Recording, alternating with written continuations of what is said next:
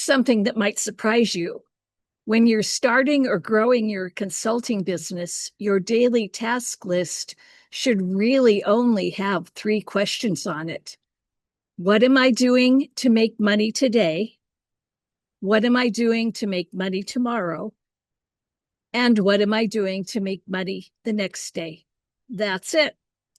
Not perfecting your logo colors, not tweaking your website for the 100th time, not getting lost in the endless rabbit hole of business planning, just focusing relentlessly on the one thing that actually matters when you're building a consulting practice: sales. That advice comes from today's guest Jacob Karnes, a leadership coach who turned corporate rejection into entrepreneurial success. And if you're stuck in that cycle of inconsistent income, struggling to find quality leads, or wondering why your pipeline seems empty, this conversation is going to be a game changer for you. My name is AJ Riedel. This is Thriving Through, the podcast where each week I have real conversations with seasoned, successful, self-employed consultants about what it really takes to build a profitable, sustainable, and fulfilling consulting practice. In this episode, Jacob and I dive deep into the challenge that holds most consultants back: not having crystal clear clarity on exactly who you serve and what problem you solve. Jacob spent 18 months figuring this out. So did I. And he's going to share exactly how he got there and why niching down was the best business decision he's ever made. We also talk about overcoming the fear of rejection, building authority in a crowded market, and why your consulting business is like a single-engine airplane when you're starting out. Trust me, you'll want to take notes on this one. Let's dive in. Today, my guest is Jacob Karnes. Welcome, Jacob. AJ, thank you so much for having me. You have been self-employed for about 2 years. Yeah, a little over 2 years, about two and a A half little over years. two Yeah. years. Yeah. What made you decide to leave corporate and go out on your own? So a couple of things. Again, we'll be honest on this podcast. One of them was that I got told no for a couple of roles that I really wanted, um, for like promotions at my previous job, and that was crushing. And it led me to look internally and think about what I want to do long term. And I had a boss that encouraged me of, hey, take away all job descriptions here, kind of write your perfect role. And I kind of wrote out what I do now. I'm just doing it for myself, which is cool. So I really wanted a role where I could impact decision makers. Scale and impact is really important to me, which is why I had a job at, that's why I wanted a job at the corporate office of where I worked. And that was appealing to me. So I want to be able to impact decision makers and people who are impacting a lot of other people and work directly with those people. And so I get to do that with my business. I wanted to work with people who impacted young people. That was really important to me. So I work with people who impact a lot of young people. Always had the entrepreneurial spirit, just didn't want to do, I used to work for Chick-fil-A. So I didn't want to do that specifically with Chick-fil-A, but it's nice to be in charge. It's nice to own your own business. And I'm extremely driven.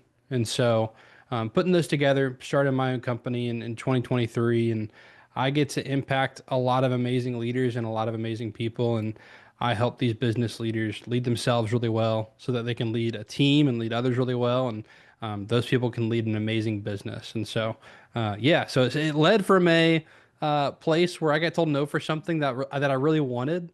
And Hmm? it's been extremely fulfilling to get to do what I want as a result of that. So turning something bad at the time into a very fulfilling role now. Very cool. Yeah, you took lemonades and took lemons and made Yep, lemonade. that's right. That's right. So tell me a story or two about a challenge or obstacle you faced in these last 2.5 years and how you overcame it. Goodness, I will. Where do we start? I mean, something simple. I thought initially I had a really clear idea of what it is that I do, and through trying to pitch it to people and trying to get sales getting off the ground, I had no idea what I did. And so I think a huge one was just figuring out exactly who I serve and what problem that I solve for them, especially in this like consulting and coaching space, because there's there's a coaching bubble, right? There's a bunch of people who do what we do.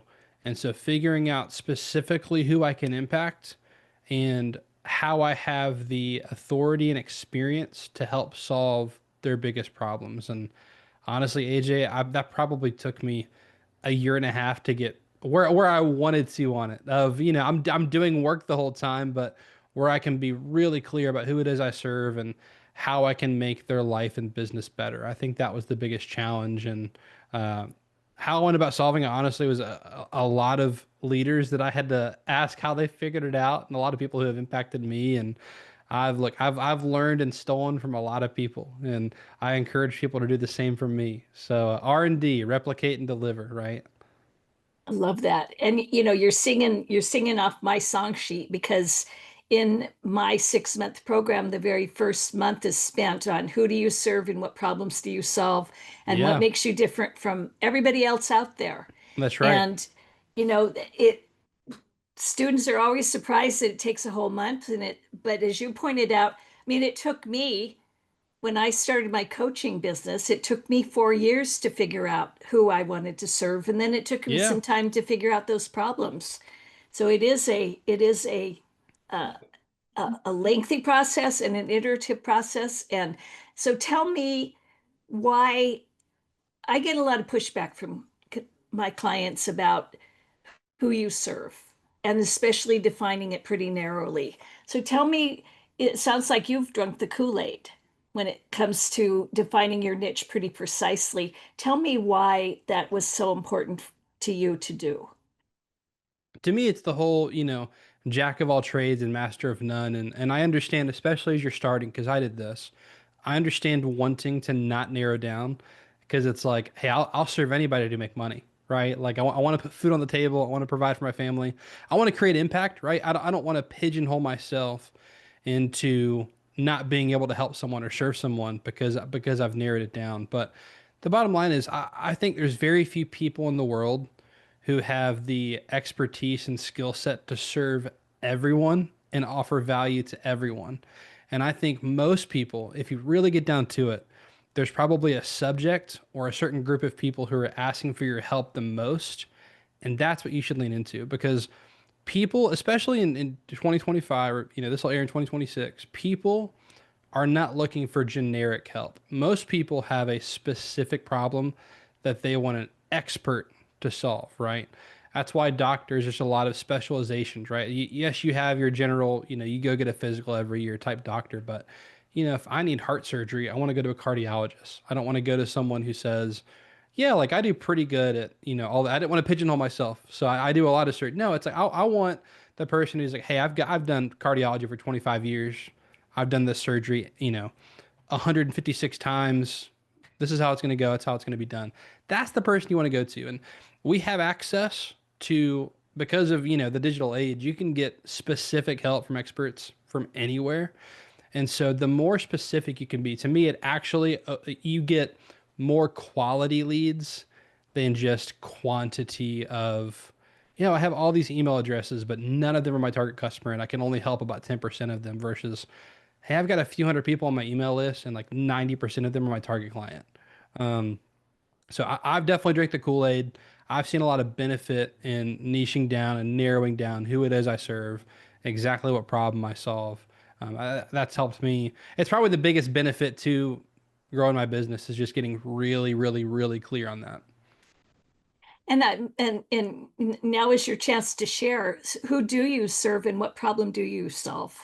There you go. So I serve business owners or business leaders that are leading, I say businesses of $2 to $20 million. So that have a team specifically with young people. And so I read a book, which we can talk about, called Master Your First Job. I saw at Chick-fil-A really what you can be the best business by being the best place to work for young people. And you can build a talent pipeline using, excuse me, using young people. So I help those business leaders lead themselves and like grow their leadership, lead their team. How do you lead others well? And then lead their businesses really, really well. And I work with a lot of young people. I work with business owners who hire and employ young people, and then corporate leaders as well of companies who, again, employ young people. Or, like Chick-fil-A, as an example of, it's the corporate company for a lot of restaurants that serve a lot of young people. So yeah, Right. that's who I serve, and that's what I do. And since you talked about it, let's segue into that book that you wrote. So tell me why you wrote the book. Yeah, so I've wanted to be an author for a long time. Here it is, pretty blue. I'm proud of it. Master your first job. Yeah, master your first job, the remarkable path from first day to first promotion. I've always wanted to be an author, even since I was a kid. I wanted to write a book, and I'd go to leadership stuff and see people who had written books, and was influenced by a lot of great leadership books. And so I've always wanted to be an author. That's kind of a personal thing. If I want to write a book. Whenever I started the business, I thought, hey, I'm my own boss, so I can actually cut out time for this if I want to make it happen. So I went through why write the book now? And honestly, I mean, selfishly, it can serve the business, right? Can I write something valuable that can help other people and help grow my influence, my empathy, my authority, right? So a book I said I wanted to write at some point if I ever left Chick-fil-A was kind of a 10 leadership lessons from 10 years at Chick-fil-A, something like that. So Mm-hmm. that's where the idea started, was this, hey, hey now, can I take a 10-year at one company and kind of, write a book about everything I learned? Because it was life-changing for me. And that's where it started.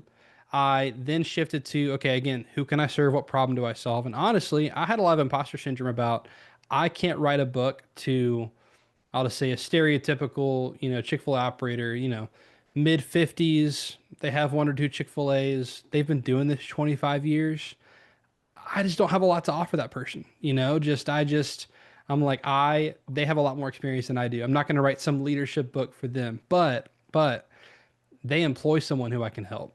Right. And so Mm-hmm. I can write to the 16-year-old, the 21-year-old who's graduating high school, graduating college. They're either, maybe they're in college and just working at a job just to pay some bills until they get their degree and get in their career field. Maybe they are getting, they have their degree. They're going into their first corporate job and they're trying to figure out, how do I do this well? I'm like, I've been there, done that. I figured it out as best I could, right? And there's some lessons that took me 10 years to learn. Can I write to that 16-year-old and say, hey, if I were to start over, do this now? And so through that, did some research with some of my clients and business owners I know about, hey, the first time employees that work for you, these young people that work for you, like, what are they missing? Like, what am I not hitting on that they need? And got like probably half my chapters from that, and half were topics that was confirmation from them that I was already writing about. So that became the book of, can you look at your first job as more than just a job? Because for most young people, their first job is, it's cash, it's a line item on a resume, it's gas money, and it's nothing more. But I really do Mm-hmm. believe that if young people look at their first job as an investment, they can build a foundation for a very meaningful career. And you can start learning skills and practicing stuff at your first job that you will need, and you'll be glad you had 15 years into your career, which has been the cool thing is I've had people who have had 20 or 30-year careers read the book and say, hey, I got something out of it. And that was really good. And I'm like, well, thank you. Imagine this young person applying this now. Think about the head start they're going to get. So it's great. It's been huge for my business because, again, it helped me niche down into, hey, I want to work with business owners that employ these young people because I've written a resource that can help them. And now I can help the business owner. Hey, young people are changing. It used to be millennials and they were the problem, and now Gen Z is the young workforce, and everyone wants to talk about how bad Gen Z is in the workforce, and I'm like, no, it's just different. You just got to change your approach. You got to lead them a little bit differently than I was led and then you were led. And if we change it, you can have a competitive advantage by being the best place to work for young people. So that's kind of the book and how it works into the business. It works really well together, and it's been the best thing I've done for my business since I started it. So tell me, do you use it? How do you use it in your business? Lead generator. So Okay. it's, to me, like it's the most valuable thing of, I've heard like a book's the best business card because, business card you get, you'll throw it away. A book you'll at least put on the shelf. So Hmm. even as I've done cold outreach and sales, or if I meet a business owner that I'm like, even just a relationship with, it is the easiest thing to pull out of my backpack or even to mail, or I mean, heck, I'll give your audience a free copy of it. I'll give you a link for that. I give away a lot of my books because one, I think it's valuable. And like I said, scale and impact are very important to me. And so I'd rather give away 1 million copies and impact 1 million people to read it and make the world a better place. But if 1% of those become a client of mine, it will have been profitable for me to write the book. Yes. So book sales do not matter to me. I mean, they're nice. If you want to buy the book, buy the book. I'll be grateful. But again, like I use it as a lead generator to give someone value, so that I can, show my authority, open the door, say, hey, these are the type of things I talk about. Let me give you some again, it's 12 books on Amazon. It's 12 bucks on Amazon. So let me give you $12 of value for free. And I think you can get a lot more value than $12 out of it. Like read it, give it to somebody and then what by giving first, sales become easier. I struggle with sales. Maybe it's something we could talk about. Still, I hate sales. It's the least favorite thing that I have to do. But leading with the book makes it easier because I don't feel like I am just trying to trick somebody into something. I want to offer value on the front end before I ever ask for anything in return. So, yeah, lead generation is what I use the book for. So let's talk about sales. Let's do it. So you said you still hate sales. Hate it. Can't stand it. So what is your sales process? Yeah, so I mean, again, the easiest thing is I've finally this year gotten where I've gotten some inbound leads. And so just, hey, heard about you from so and so, would love to do something similar. That's amazing. I would love for 100% of my sales to be that way. It's not that way yet. That's the stuff that's easy because I like talking to people. I like figuring out if I can solve their problem. As far as the majority of my sales to this point, again, still a young business, has been outbound. And so since the book came out, again, it's been a lot of cold outreach. It's been LinkedIn DMs. It's been, emailing people I know or asking clients like, hey, do you know of anyone else who you feel like has the same problem that I could help solve? And I mean, 100% of the time I lead with the book of, hey, either it's if it's completely cold, it's, hey, I see you work in this business. I know you employ young people. I read a book that is super valuable for them. I'd love to send you a few copies to give out. And I mean, 75% of the time people will respond and be like, absolutely, send me a book. So send them a book, and that at least starts the conversation of, so what's it like leading these people? Who are your leaders in your team? Do they have someone helping them grow themselves, grow others, grow their business? And so that's kind of the sales process now. Still mostly outreach for me or outbound sales, and I've finally this year gotten some inbound sales, which is much nicer. That's the way to hopefully in the future 100% inbound sales. That's where I want to get to. Yeah. Yeah. Although, the one thing about inbound versus outbound is you don't have any control over when inbound come in. That's And the true. nice That's thing true. about outbound is you can say, if I make this many outbound calls or Yep. DMs a month, I Right. know I'm going to get this many calls. So Yeah, I'm you're right. curious, after you get a very high conversion rate when you offer them, you say, I see you work with young people. I have this book I Yeah. wrote. Let me send you a couple copies. Then what do you do next? How do you get Yeah, them so to I talk to I you?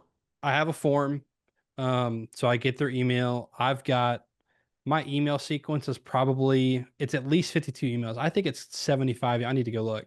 75 emails that are weekly that just go out of, again, talking about problems, how to solve them, here's how I help. And so that's automated, which is nice. So sometimes it ends there and it's, hey, thanks for the books, and or the conversation will continue.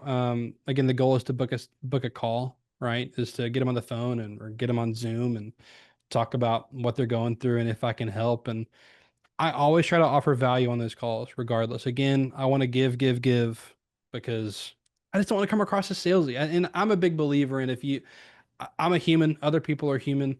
I want to add value to your life. Even if if you're giving me 45 minutes or 30 minutes for a call, like I want you to walk away with some, more value because I'm also trying to build trust, right? Is I don't know about you. I'm not going to just buy something from someone that I don't trust. And so to me, to Mhm. build trust, I need to prove I can solve a problem. So I want to try to solve a problem when I'm on that sales call. And even if it's, hey, you know what? And this is where niching down can hurt sometimes is, hey, I am not a good fit for you, but honestly, I know someone who is, and they deserve your business. You know, like, hey, let me get you in contact with this person. I think they're a much better fit to solve your problem than I am. And again, that also builds trust because hopefully in the future, and I've had this happen one time, they're going to say, hey, they sent me someone else who's like, hey, actually, Jacob solves the problem for them. They couldn't solve mine, but I know someone else who has this problem. Let's send them to Jacob. So again, Yeah. I think that's where getting clear, it can hurt when you realize, hey, if I'm super clear and I'm honest, I can't help them. But I think in doing that, again, you're going to build trust with someone, and that relationship can be really valuable because down the road they can say, hey, I talked to AJ, and she is the expert at solving this problem, and I know someone who has that problem. Yeah, I would think that is a really good strategy that will come back and will pay out for you. Yeah, I hope so. It's happened once, so I want more of that.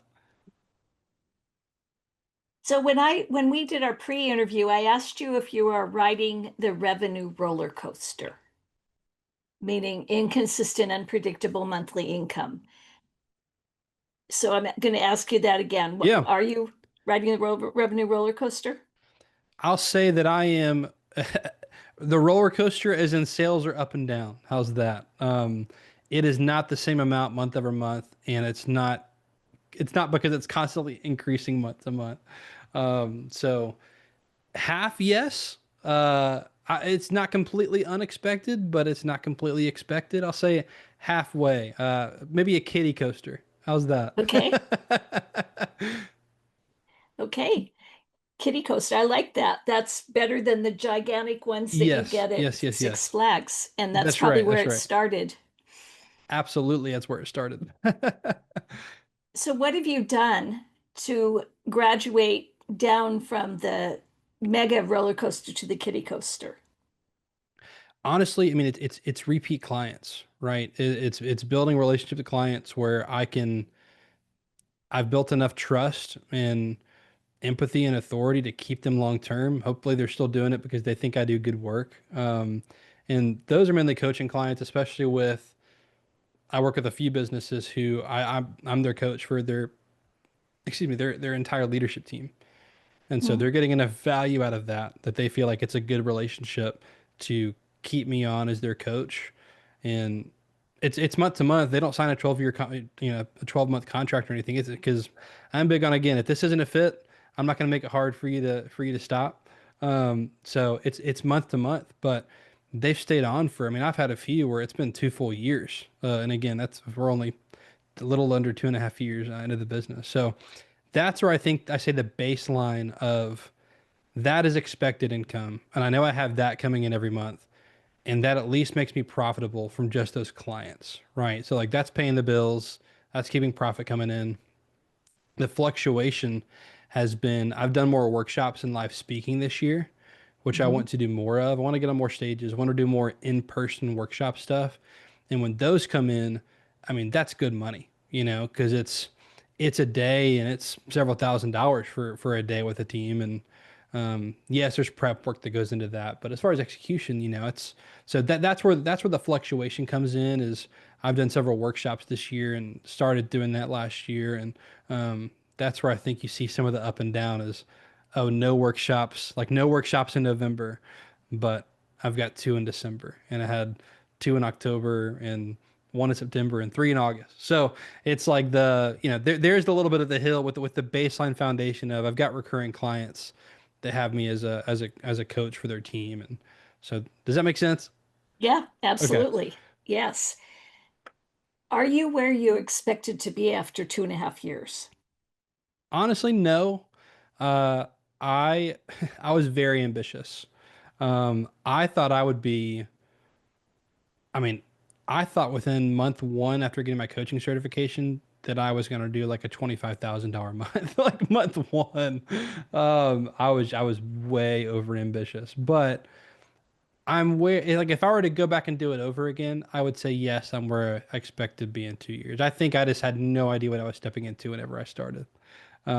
So I am, how's this? I'm satisfied where, satisfied is the wrong word. I'm happy where I am. Hmm. Um, I'm hungry and I'm driven. I'm always looking at what's next. So I know you made a good point about the outbound stuff, but like I'd love to hire a salesperson and just tell them to do the outbound stuff and just have a like more predictable revenue that I am not having to touch. Like that will probably be my first hire is just a salesperson to go and get this stuff. And yeah, I want to have the conversation with people where it's like, especially if I'm going to come in and do coaching, like you want to talk to me about the stuff, that's fine. But I'd rather someone else be, hey, you've got 4 sales calls this week. Here's who they are. Here, just You go just show up for execute. the sales calls. That's Yeah. right. Yeah. That's And do right. the work. That's right. Yes. Which I Yep. enjoy. That's fun. So where do you want to be in 3 to 5 years Ooh, three to with five that years. salesperson? Yeah, 3 to 5 years. I'd love to have a team. I'd love to have a team of 3 to 5. Eventually, I would love to, I say license out or have like 1099 coaches that are executing and teaching my frameworks. So with the book, I have 2 frameworks that I've built out that, is my IP that I get to teach, which I love. And so I'm working on a second book right now, which will add a third framework to that. I'd love to, 3 to 5 years, I'd love to have 3 books out by that point. Um, and have those frameworks where I can license it out and 1099 other coaches to teach it again, where I can spread the influence. I love leading people, which is one thing I miss about being a solopreneur right now is I do love leading people. Um, so like revenue, I'll be honest, I don't care as much about revenue if I am living the lifestyle I want to live. And Hmm. like personally, I've got 2 young kids. I want to be present for everything. I want to go on every field trip. I want to pull them out of school for a couple of days and go to Disney. I just want to be a present dad and a committed husband. And so we don't have a fun life, Like I want to clear 6 figures, but I am not driven by like I want to be a multimillionaire. Like that's just not me. If I'm making enough to put food on the table and pay for our house and to take a few vacations a year, then I'd rather invest the rest back into a business, hire people to build a successful business um, that I can live the life I want to live. And have the time freedom and financial freedom. That's right. That's right. Absolutely. I just had another question. It's conflated right out of my mind. Oh, I do this 10 times out of 10 when I host my podcast. Dang it. Well, I'll move on to another question. Yeah, no worries. You So can think we about it. are, We'll come back. yes. Oh, I know. You talked about certification. Yeah. So tell me why you decided that to go get a certification. Well, let me step back for a moment. You said you have 2 frameworks. Did you have the frameworks before you did the certification, or did they come out of that process? So these are mine. I'll say I have other frameworks I teach through certifications. These are just 2 that I had, like I wrote in the book, ended up building workshops out of them and expanded them into like, so one of them is build your brand. So I do a personal branding, either workshop, multiple coaching sessions. Like it's chapter 5 in my book. It's my favorite chapter in the book. So I built a framework out of that on build your personal brand, and then feedback is a gift. That's chapter 7 in the book. So those are 2 things that I've built. I have a certification through 2 organizations. So I have Coach Builder or Business Made Simple, Story Brand, same organization through Donald Miller. That was the first thing I did was get certified through them. And then I've also have a Working Genius certification. So I'd say reason for that was one, when I started, I was a big fan of Story Brand. Like I utilized it in my work when I was at Chick-fil-A. I utilized some of the Business Made Simple frameworks, again, same organization when I was at Chick-fil-A. And so when I came out, I thought, partially correctly, partially wrongly, like, okay, if I'm going to do this, I need a certification saying I am certified to do this, right? And so I thought that that was going to carry a lot more weight than it actually did, the certification. That was one of my big misconceptions going in is I'm going to get this certification and people are going to say, wow, you're certified through them. We want to hire you.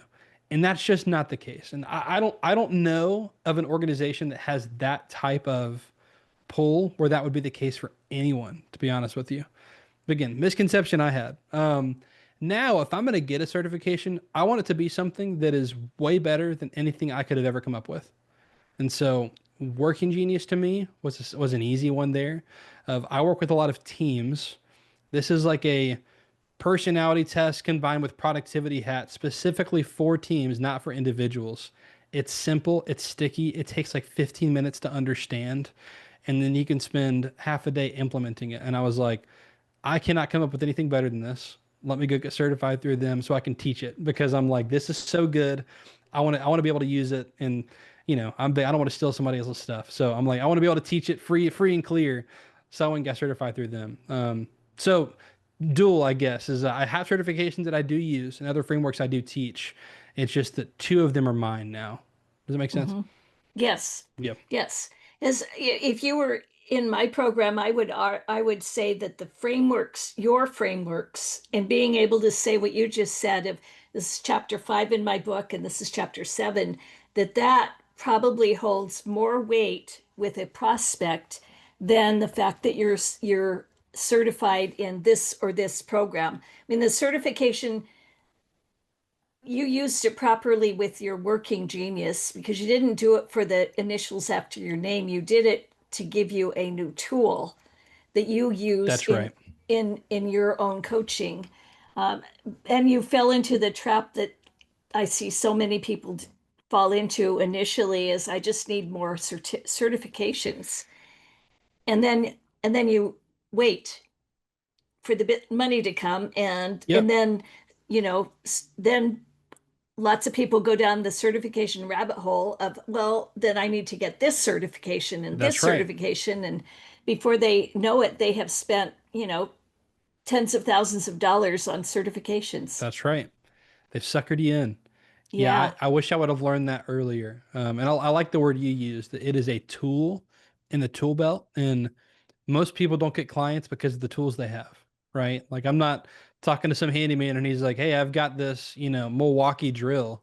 And I'm like, Yeah. cool. Yeah. Can you fix my door? Like, I don't know what that has to do with my door. Right, right. So You to want to know it, that he's going to fix your door. It doesn't matter the tools that you use. that's That is right. so important. That's going to Yeah. definitely be a highlight when I do the show notes. They're not hiring you for the tools. They're They're not hiring you for hiring the you for tools. your ability to solve their problem. And I did not know that going in. I assumed when I get this tool, it will just bring people to my doorstep, banging on the door saying, "We need the tool." Not thinking about the fact that they can probably go get the tool from themselves if they really, really want it. I have to have the empathy and authority to solve a problem for someone. And again, that's what took me a year and a half to figure out who it is I serve, what it is I do, and how I use my tools well, and not use the tools as the reason for what I do and who I help. So after that year and a half of, I would call it laying your foundation, Yeah, yeah. has your business taken off since then because you've got all that Yes, in and place? I'll say it coincided with the book coming out, which is about the same timeline of and I think the book helped in that again, that added way more authority than any certification could have because it's my name on it, it's my IP, it's my stories, it's how I help people. And again, like I think it's like in business, like I think the stats like 78% of people say they want to write a book and less than 1% actually do. And Hmm. so I've done this, I can add value. Yes, that coincided with me figuring out, oh my gosh, I can serve the businesses that employ these people. This is where the book fits in. I can put these two together. Now I've niched down, and it's like I want to be known as the the guy who serves young people. Like, oh, Jacob's the expert when it comes to the Gen Z workforce, and he helps Gen Z leaders. And hey, for first time employees, he's got the book for him. He wrote the book on that. Um, so yes, I think that was the as I started to see more sales and get especially conversion rate go way up with getting really specific about who it is and who I serve. And honestly getting the right leads. I served businesses that were not a good fit for the first year and a half, and I made money. But again, it's like I was trying to be all things to all people, and I can't do that. That's just not me. I need to do what I'm good at and who I'm best equipped to serve. Yeah. Um, what other lessons, painful lessons, did you learn in that first year and a half, if any? Maybe that was the one. Yeah, I think that was definitely the biggest one. I think two is being action oriented and doing the right actions, being action oriented. I tell people now, like something Business Made Simple always says is that, excuse me, and Don wrote a book on this, that your business is like an airplane. And so he goes through the whole. It's a good analogy of, leadership is the cockpit. They set the altitude, the speed, the direction, the destination. Like that's your company. That's your business's leadership. Your engines, you got a right and a left engine. It's sales and marketing. Well, when you're starting a business and you're a solopreneur, I'm like, it is a single engine airplane, and that engine is sales. Like, yes, get clear on. Yeah, leadership to me is part of that figuring out who are you, what do you do, what's the destination, what's the altitude, what's the speed, um, and then put all your effort into that sales engine. And like my task, I had someone say your task list needs to be like, what am I doing to make money today? What am I doing to make money tomorrow? And what am I doing to make money the next day? Um, because then it's like once you start making money, then you can spend stuff time on like, I mean, AJ, I spent like 2 months trying to get the colors right for my logo and website. Not 2 full months of doing nothing but that. But I know I wasted some time earlier on where I could have taken off faster.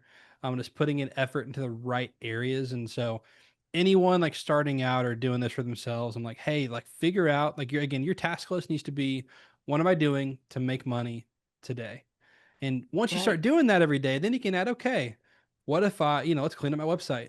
Let's hire someone to do this. Let's, contract someone out to do this. So I think what am I doing to make money today? What am I doing to make money tomorrow? That should be your task list. Single engine airplane, sales, sales, sales. I love it. Love it. And that is a good place to start to wrap up. I have two rapid fire wrap up questions that I Okay. like to ask. The first one is, what book, podcast, or resource has been most valuable to you in your Hmm. consulting business so far? Good question. I can't send my own book. I'm just kidding. No, you already I'm have. just kidding. 10x is easier than 2x. Ben Hardy and Dan Sullivan. I think a great book for any entrepreneur. That it's a trilogy of books, but that one sums up the first two. So that's the one I recommend. Is The Gap in the Gain is one of the other ones, and oh goodness, I'm gonna be embarrassed. I'm gonna forget the other one now. I'm trying to look at my shelf. Anyway, that one sums up the first two books, and so So what it real is it what is it? 10x is easier than 10x is 2x? easier than 2x. Yeah, and it's by um, yeah, Dan Sullivan and Benjamin Hardy. Maybe it's on this show. Anyway, I'll find the other one. But that one sums up the first two. Really good for both, I say mindset shift, because to me, it's like books. I want to be able to do something as the result of the book. Lots of examples. Strategic Coach is like, I forget which one of them, like their business. Phenomenal book. 5 stars. I'll throw a bonus one. Atomic Habits, just I think it's good for anyone. Hmm. But especially like building new habits to grow your business. I don't think there's a better book on habits than Atomic Habits. So that's been, I think, on the New York Times bestseller list for like since it came out. I don't know if it's come off. Yeah, And probably not. there's good reason for it. I took some structure stuff from that book and stole it and put it in my book. Just like the way he ordered stuff and like chapter summaries and stuff, and it's very well written. 10x is easier than 2x. Atomic Habits. There you go. Okay, very good. And this is the most important question. Okay. How can listeners who want to find out more, how can they learn more about you and your business? Yeah, so I'll do listener a favor. This will be a win-win here. If you just go to masteryourfirstjob.com/free, I'll give you a free copy of the book. I'll get your email address and we can stay in touch that way. So Again, I want to provide value for listening to this podcast. So masteryourfirstjob.com/free. And I'd also love to connect on LinkedIn. It's Jacob Karnes with a K. That's the social media platform I am most active on is LinkedIn. So would love to connect there as well. Fantastic. And for listeners, those links will be in the show notes as well. So, Jacob, this has been a wonderful interview. I have really thoroughly enjoyed this, and I know that the listeners are going to get a ton of insight and wisdom out of this interview. So, thank you so much for being my guest today. And for all of you listening out there, keep thriving through. If there's one thing I hope you're taking away from this conversation with Jacob, it's this: clarity is everything. When you get crystal clear on who you serve and what specific problem you serve for them, everything else in your business starts to fall into place. Your marketing becomes easier. Your sales conversations become more confident. And most importantly, you start attracting the kind of clients who see you as the expert solution to their problem, not just another option in a sea of consultants. You've moved from generalist to specialist. I love Jacob's single engine airplane metaphor because it cuts through all the noise and reminds us what really matters when we're building our practices. Yes, you need a decent website eventually. Yes, your brand colors matter at some point. But right now, if you're struggling with inconsistent income or an empty pipeline, your focus needs to be on one thing: sales. What are you doing today to make money? What are you doing tomorrow to make money? What are you doing the next day to make money? And if you're wrestling with that fear of niching down, go back and listen to Jacob's doctor analogy. Would you want to have a general surgeon who does a little bit of everything operating on your heart? Or would you want the cardiologist who's done that specific procedure 156 times? Your clients are asking themselves the same question about you. If you want to connect with Jacob and grab a free copy of his book, head to masteryourfirstjob.com/free. That's masteryourfirstjob.com/free. You can also find Jacob on LinkedIn. All of these links will be in the show notes. Until next time, keep thriving through.